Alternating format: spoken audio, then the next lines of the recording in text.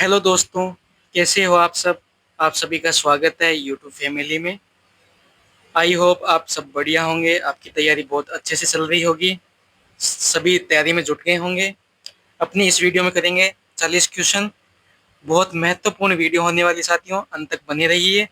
और जो भी साथी इस चैनल पे नए हैं तो सब्सक्राइब कर लीजिए, बेल आइकन का बटन दबा लीजिए।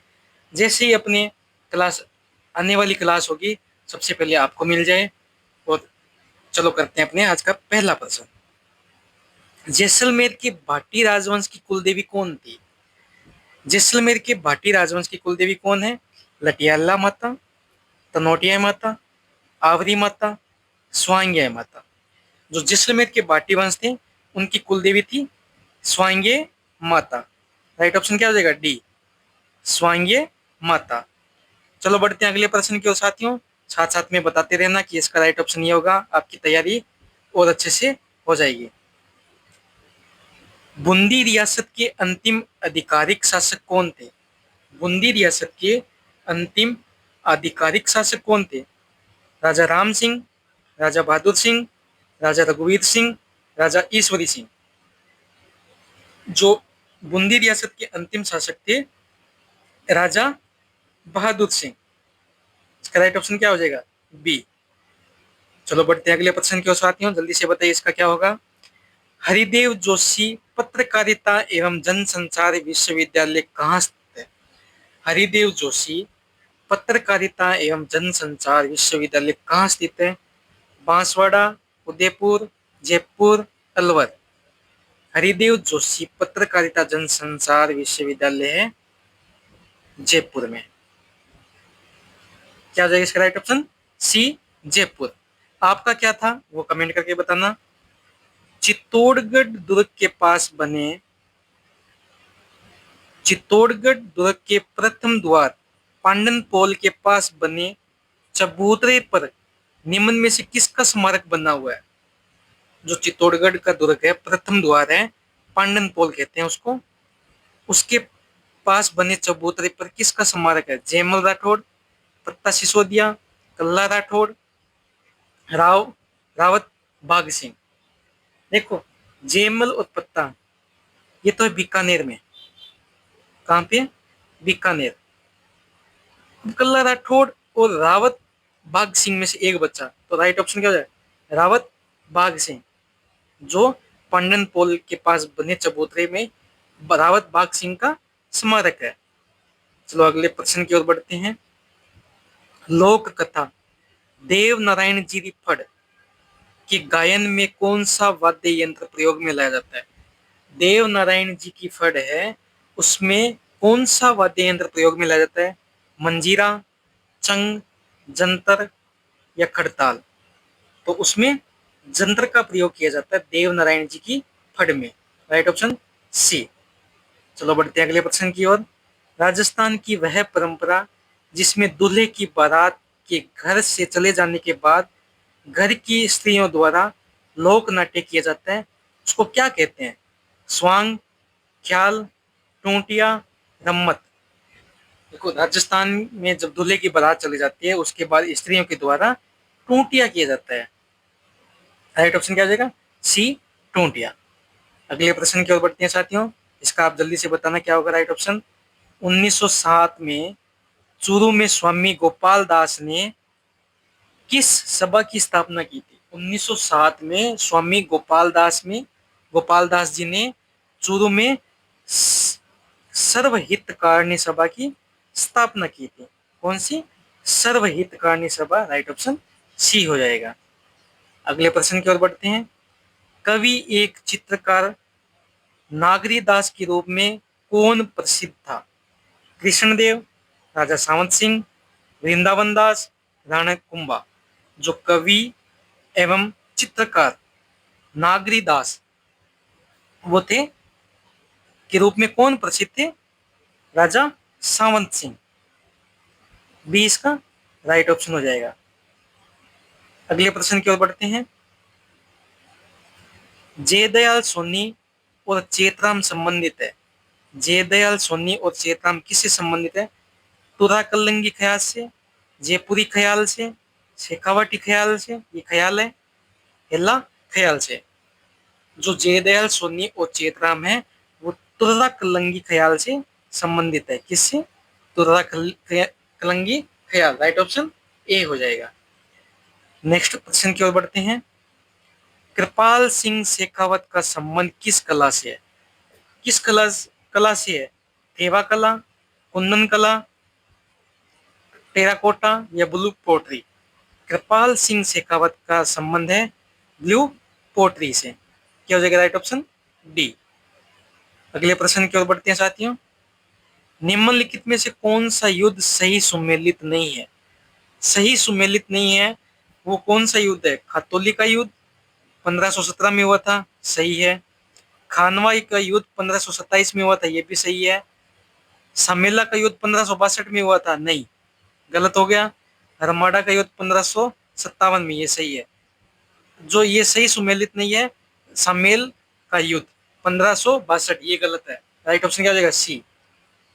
अगले प्रश्न की ओर बढ़ते हैं। निम्नलिखित में से किस पुरातात्विक स्थल से यूनानी शासक मेनांडर की मुद्रा प्राप्त हुई थी? यूनानी शासक मेनांडर की मुद्राएं प्राप्त हुई थी बालाथल से, गणेश्वर से, बेराट से, आड़ से। जल्दी से बताइए साथियों, किससे प्राप्त हुई थी? कौन सा स्थल था वो? यूनानी शासक मेनांडर की मुद्राएं प्राप्त हुई थी, वो हुई थी बेराट से। राइट ऑप्शन क्या हो जाएगा? सी, बेराट। चलिए बढ़िया, अगले प्रश्न की ओर बढ़ते हैं साथियों। फतुहात ए आलमगीरी के लेखक कौन है? फतुहात ए आलमगीरी के लेखक कौन है? जल्दी से बताइए। फिरोज शाह तुगलक, ईश्वर दास नागर, Aurangzeb, Dara Shikoh.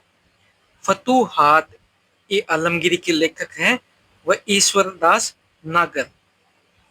Right option B हो जाएगा, ईश्वर दास नागर। नेक्स्ट प्रश्न की ओर बढ़ते हैं। राजस्थान स्कूल ऑफ आर्ट्स की स्थापना किसने की थी? राजस्थान स्कूल ऑफ आर्ट्स की स्थापना किसने की? स्वाई जय सिंह, स्वाई राम सिंह द्वितीय, मान सिंह प्रथम, राजा जय Singh. Rajasthan school of arts की स्थापना महाराजा स्वाई राम सिंह द्वितीय। इसका राइट ऑप्शन क्या हो जाएगा? बी, महाराजा स्वाई राम सिंह द्वितीय। चलो बढ़ते हैं अगले प्रश्न की ओर। पंजाब के मैदानी इलाकों से मानसून पीछे हटने लगता है। तो पंजाब के जो मैदानी इलाके हैं उनमें मानसून पीछे कब हटने लगता है? क्या होगा? मध्य जुलाई, अक्टूबर मध्य में, मध्य सितंबर या दिसंबर में? जो पंजाब के मैदानी इलाकों में मानसून पीछे हटने लगता है वो होता है मध्य सितंबर में। सी इसका राइट ऑप्शन हो जाएगा।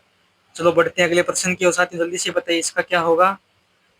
2011 की जनगणना के अनुसार राजस्थान में जनसंख्या की दशकीय वृद्धि दर क्या थी?